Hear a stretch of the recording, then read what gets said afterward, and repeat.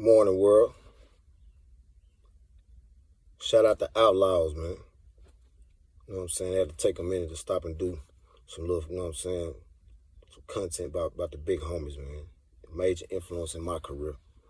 You know what I'm saying? Young Noble, you know what I'm saying? The OG Edie Don. Rest in peace to Machiavelli the Don, of course. Rest in peace to Gaddafi. You know what I'm saying? You know what I'm saying? Shout out my, you know what I'm saying, my OG K Castro. You know what I'm saying? My nigga Big Stormy. You know what I'm saying? Even the affiliates, some of the niggas like Actual, you know what I'm saying, they held me down. You know what I'm saying? They fuck with a nigga far just even the link ups, the follow backs, the you know, the reaching out. That shit mattered to me. You know what I'm saying? It gave me the game along the way coming up in this, even just the online industry. You know what I'm saying? Like this shit is a hustle, and it's a right way and a wrong way to do everything. You know what I'm saying? So like, and always, man, it's always been a profit. It's always been a major blessing. It's always been you know, a pleasure, you know what I'm saying? Anytime I got the opportunity to deal with the Outlaws. I came up in Cashville where, you know, first of all, y'all, Cashville hip hop was, you know, it needed to be stated that it was greatly influenced by West Coast music. Nashville hip hop was greatly influenced by West Coast hip hop. We niggas, you know what I'm saying, some of the ones that was, you know, the artists that had lyrical background like me, probably fuck with the East Coast a lot, you know what I'm saying? But for the most part, you know, even the way our metric system is set up, the way we deal drugs in our city, it's based off the way that the West Coast gang go. Like niggas call it work, niggas call it yayo, and niggas call it ready rock and shit like that. They got the terms literally from Compton, California. I think back in like maybe starting like 89, nigga, like 89, 90, like started like 86 or 87. It was one of the OGs in the city. A couple of them, some of the OGs like Blow Pop, shout out Blow Pop.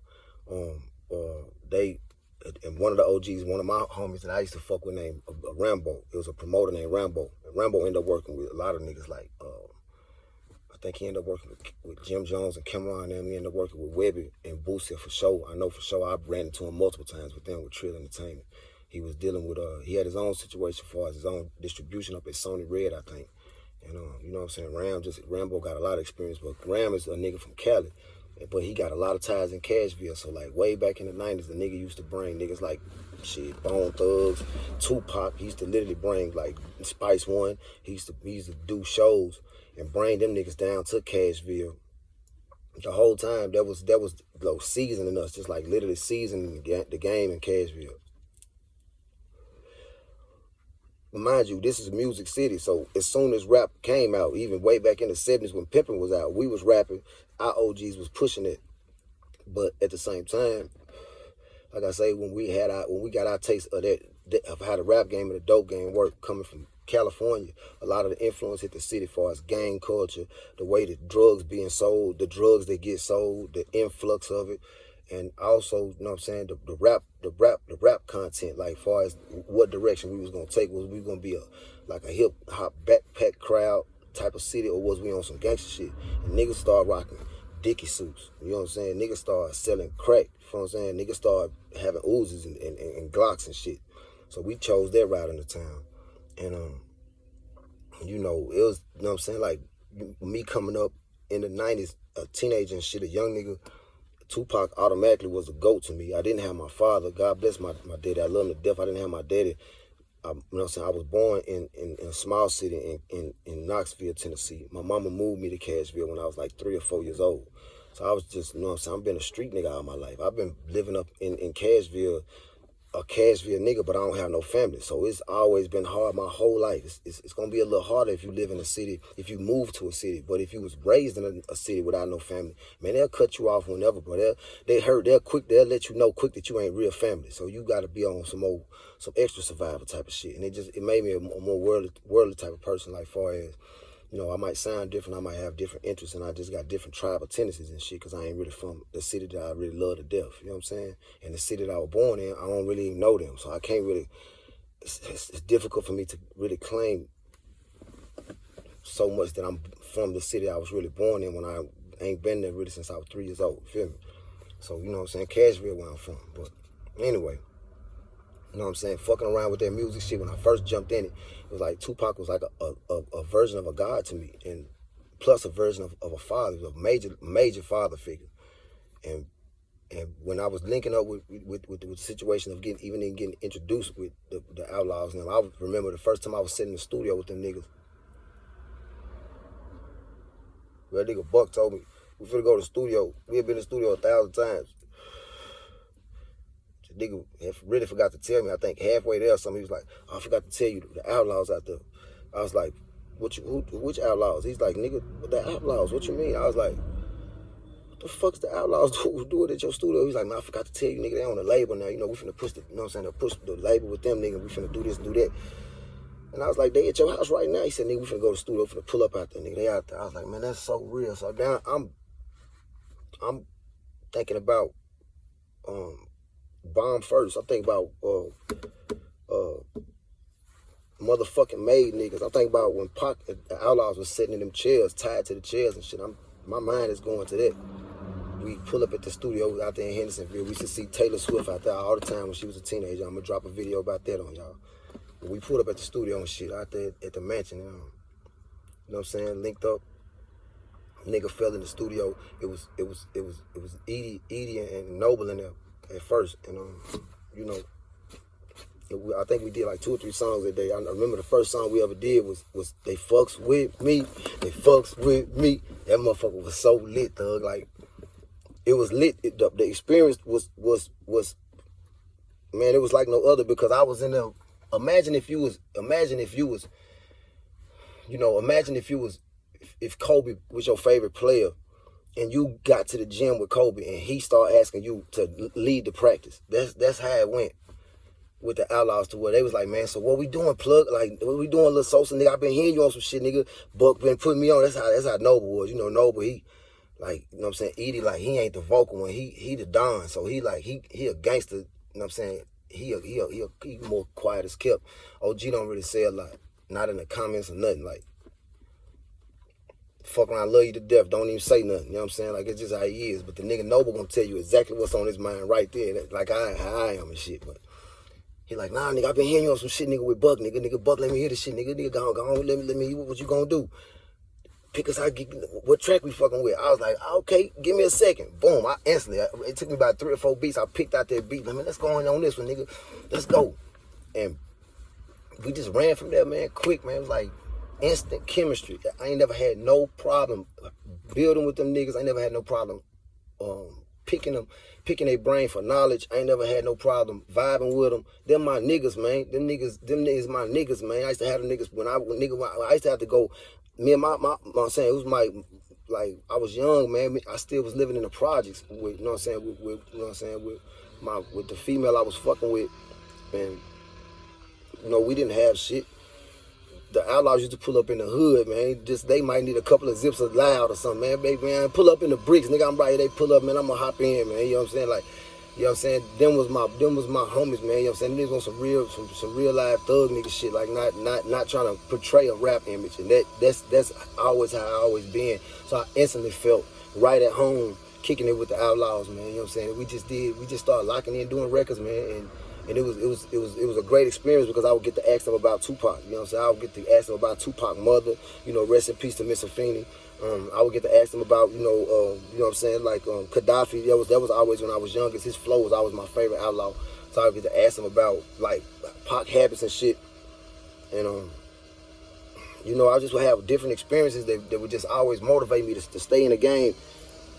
I remember one time them niggas was on tour. They was in Canada. They called me. They like, nigga, Edie called me. He said, nigga, you the coldest young nigga, nigga. He said, none of them niggas down south can't fuck with you, nigga. None of them, nigga. You the coldest nigga from the south, nigga. I just heard you on the new shit, Plug.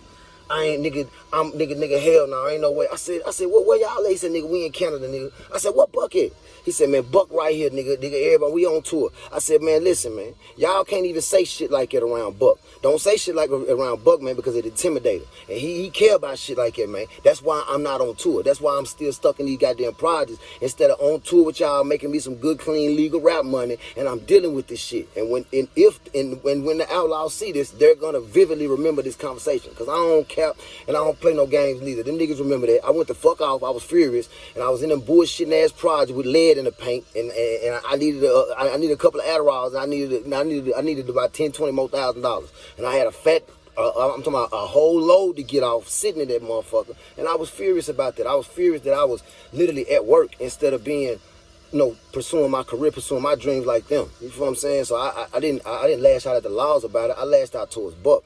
You know what I'm saying? Because he was the CEO of Cashville Records. And also during that time, y'all, he was actively concealing, pulling the wool over a nigga eyes. He was holding back the messages, the true messages from Fifth. He would take my lyrics and put them on songs while he was secretly in a beef. He was in a beef with 50 for about a year and a half before all y'all in the industry knew about it. So he would take nigga lyrics, take your song, put it on go on the record, and then talk shit to Fifth.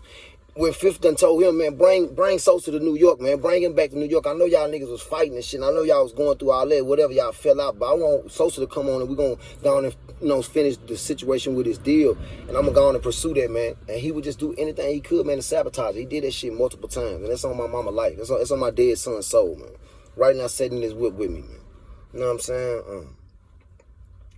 You know what I'm saying? Like I said, man, fucking with the laws, man, showed me a lot, man, about consistency and persistence, about staying in the game, not giving up. And just some classic records I did with them. Go look up at Sounds Like. I was doing records with them niggas for years and years after I quit fucking with Buck too. That was the thing that let me know about how solid they was as far as loyalty and if a nigga fuck with you, they fuck with you the long way, whether whoever you fuck with or not. You feel what I'm saying? And this apology I'm about to have to issue out in a couple of minutes. But you know what I'm saying? Like, I was doing songs like Sounds Like. That had Trey the Truth, shout out H-Town. Trey the Truth, Edie, Noble, my nigga Actual is on the hook going off on that motherfucker, and me. I think I was the last verse on there or something, but that right there was one of the most grown man records I ever did, and that motherfucker was one of my favorite verses. I went to fuck in. I wish the engineer would have got the timing on my verse right, but it was just a blessing to be on it, and shout out to everybody involved in that record, especially the producer and shit, and it was love, man, you know what I'm saying? You know what I'm saying? Like records like Let Me Fly. You know what I'm saying? I got a record called Fly. I got another record called We Outta Here. Ran Buck out the studio. This nigga was literally scared to get on the song. I go in the studio. It's called We Outta Here. Y'all look it up online. We're Outta Here. It's me, Edie, Noble, and Buck doing the hook. Now, Buck not on the verse because we in there writing, getting down. And Buck, once again, he always used to try to check my verse to make sure everything A-okay before he go in on the song. Let me hear your song. Let me hear your verse, Sosa. Boom, I spit my verse. I spit about 6 good bars at him. This nigga stopped. Man, I ain't get on this song. I said, why you got a verse? Let me hear it.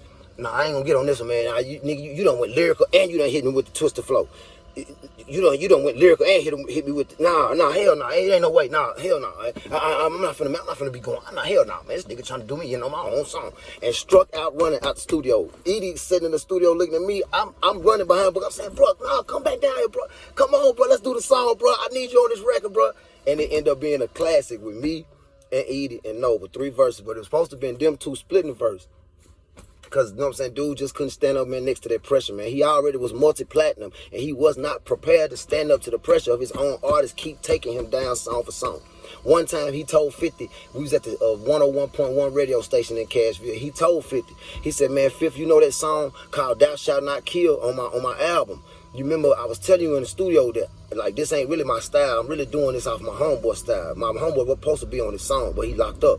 Nigga, this the nigga. Fifth was like, damn, Sosa, nigga, you been around. Like, straight up, man. Like, you know what I'm saying? I'm just an unheralded champ. I didn't, you know what I'm saying? Maybe if I ever or don't ever get no platinum money or don't ever sell, I know what I did. I know what I could do. I can't go back and forth with trolls in the comments because, number one, I'm a professional troll. That's one thing y'all gonna learn about me in them comments, pussy. I'm gonna make you mad in them comments. I got all day long and I pay myself, so I make time. You know what I'm saying? But you're not gonna win hating in the comments. But regardless, I can't focus. I can't let that affect me or become me, because at the end of the day, I know what I've accomplished and I know what God has used me to do as a vessel, man, a light, man. I done had a good run in this game, man. And you know what I'm saying, dealing with niggas like the Laws let me know to, you know what I'm saying, remain calm, always maintain clarity at the center of my chi. You know what I'm saying? Make sure that at the beginning of me is an understanding and a clear message as far as what's going on and what's going to go on moving forward. And then I ain't got to worry about what happens around me. You know what I'm saying? I don't got to worry about what happens. It's not always in favor of me. You know what I'm saying? Life will be okay, man. You know what I'm saying? And a lot of the shit that you go through, like I said in another video, you will think that it's your magnum, your what they call it, your magnum opus. You'll think it's the biggest move that you ever gonna make, man. It's just something going on your resume, thug. Keep on pushing, man, and keep on working, man. And, you know what I'm saying? Ain't no telling what you're gonna end up going through. You know what I'm saying? I had to drop a record this year called Shallow Graves. I want y'all to go check out Shallow Graves, Sosa Tha Plug featuring Young Noble. You know what I'm saying? And I had to diss Buck on it. Not really diss him, but just tell the truth about how the nigga is a slick hater. Used to, you know what I'm saying? You know, he started out in the game against me. You know what I'm saying? He started out in the game being vindictive and being a slimer. Instead of trying to get them and help a nigga out, he want to slime you out. And, you know, try to sign me to 360 deals and shit like that. You know what I'm saying? So when I jump on the song, you know what I'm saying? Like, Noble had already laid his verse down on it. And instead of me preparing him and telling him that I'm about to do that, I just laid the verse down and put the, you know what I'm saying, and then sent it back to him like, nigga, this the verse. Noble hit me up instantly like, man, Plug, you know, man, as far as me being y'all big homie, being both y'all big homie, and I only met you through him, I want to see y'all, I would have rather seen y'all niggas squash that, man, and find some peace. And you know what I'm saying, try to find an understanding about that, man, before you just take him to war. Noble, you know, and I ain't even go that far to it because I ain't gonna go back at my big homie, yo. So I just told him I'm sorry. You know what I'm saying? Like I'm telling him now, I apologize. You know what I'm saying? But at the same time, like, you know, like what really was going on was no really just didn't understand the depth of how much shit that me and Buck had already been through, and how many times he had done sabotage a nigga career, how many times he had done hated. You know, he didn't really understand that I ain't really never been Buck artist. He didn't understand the prominence and the status that I had for us being a Cashville nigga and being a major artist in Cashville, being one of the pioneers of Nashville rap. He didn't understand that Buck really went through a whole lot of channels to try to make sure that he alleviate me from ever coming out on a nationwide status, because it would have removed him from the proverbial throne, and he was so caught up in it and so jealous hearted and so childish minded that he couldn't see that being a boss is the move. Niggas like Ross that came in the game, niggas like Gucci that came in the game, niggas came in the game with a mission, and they seen what they supposed to do. They did it the right way. They played the game like chess instead of checkers, and they made a move out there, and now they got something they can sit back on. Bro sitting out here, man, I can tell y'all he don't even own a gas station in this city, man. You know what I'm saying? The man out here at the end of the day running around like a nigga like shit, any one of us with an old sack. You know what I'm saying? That right there ain't the move when you done been through $100 million album sales and $100 million worth of shit out here. You supposed to have some shit around here that's left behind as far as your legacy, buildings and statues that we always know gonna be there. And dude ain't did that with nothing. You know what I'm saying? They done took the nigga whips and everything. So, you know what I'm saying? Like, what we doing is, you know what I'm saying, staying on that real nigga shit, man. Shout out the Outlaws.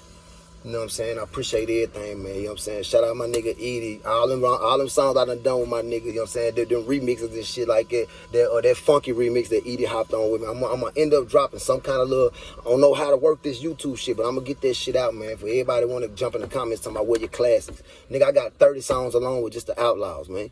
Man, stop playing, man. 100, man. Sosa Tha Plug, man. Sharks up, man. Keep your fins in the water, man. Straight up, y'all know what's going on, man. 100.